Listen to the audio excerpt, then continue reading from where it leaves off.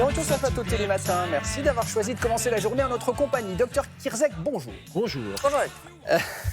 À chaque fois, ça marche.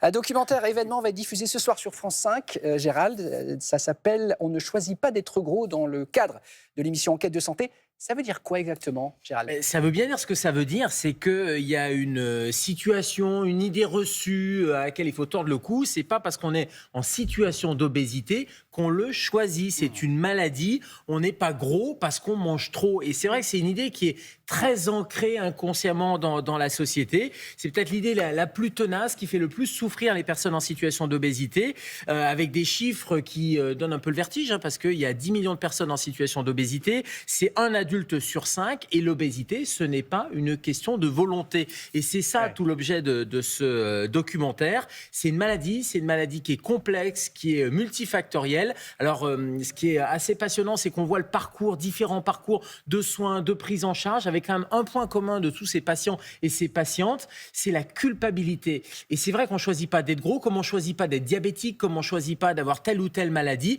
mais on ne sait pas pourquoi. L'obésité, ça reste un peu collé comme une étiquette. Donc voilà, on tord le cou à cette idée reçue. C'est une maladie complexe, nous dites-vous. Est-ce que c'est une maladie qu'on comprend quand même de mieux en mieux ? Oui, qu'on comprend de mieux en mieux. Alors, c'est vrai qu'il y a eu plein de politiques publiques depuis des années et malgré ces politiques publiques, on voit que les chiffres continuent à augmenter parce que maintenant, on décrypte la maladie. On comprend que c'est une maladie inflammatoire. La graisse, le tissu adipeux, c'est pas des cellules qui sont inertes, c'est des cellules qui sont actives et qui vont sécréter des molécules inflammatoires. Et ces molécules inflammatoires, elles vont envoyer des signaux dans le corps. Donc, on voit bien que c'est pas de la volonté, mais c'est de la chimie finalement. Et ces perturbations chimiques, eh bien, elles vont jouer sur le cerveau avec justement les centres de la satiété, quand est-ce que j'ai faim, quand est-ce que j'ai pas faim, sur les complications également, le diabète, les complications au niveau, ça déclenche des cancers par exemple, c'est un cofacteur de cancer, ça joue sur le métabolisme des graisses, ça donne de l'hypertension, etc.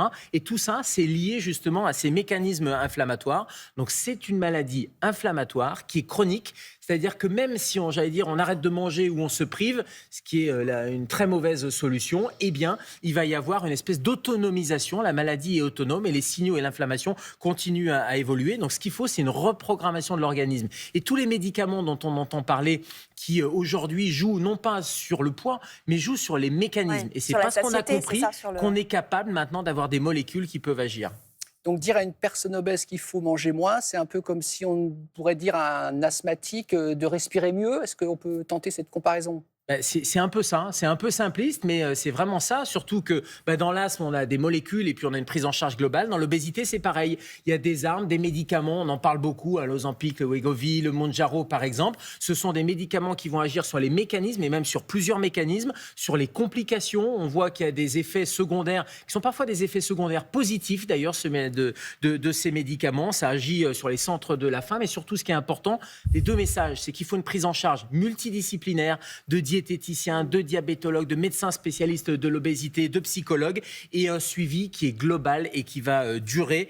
Et donc le message manger plus, manger moins et bouger plus, finalement c'est un message qui est beaucoup trop simpliste. Ouais. Donc regardez ce documentaire passionnant. Comme les personnes en dépression, bouge-toi un peu, voilà, c'est la même chose en fait. Non, c'est de la chimie.